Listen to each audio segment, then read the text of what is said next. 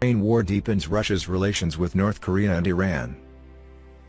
Russia's arms procurement from Iran and North Korea marks the increasing convergence of military and diplomatic interests between Moscow and two countries that are considered international pariahs.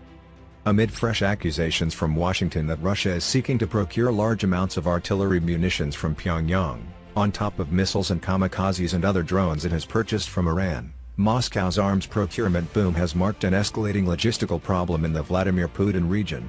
War against Ukraine.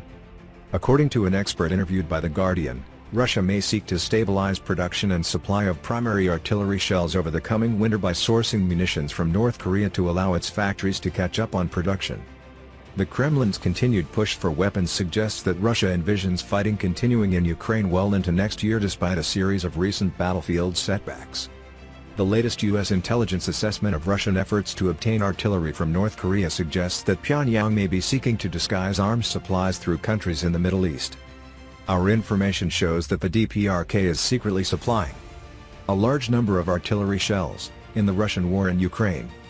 By temporarily obscuring the true purpose of arms shipments by trying to make it appear as if they were sent to countries in the Middle East. Although it did not mention a transit country, North Korea supplies weapons to Iran and the two countries are also collaborating on missile development.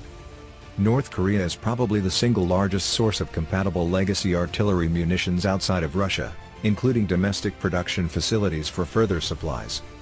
In addition to well-established routes for arms supplies through the Middle East, North Korea also has good rail connections with Russia east of Kherson across the border. Although North Korean arms sales are protected by UN sanctions in theory supported by Moscow, North Korean weapons do exist with well-established routes to Iran. Russia is short on ammunition in a number of key areas, at least 122mm artillery shells, and North Korea has a sizable ammunition stockpile. It makes perfect sense that they went to Russia and possibly a different route.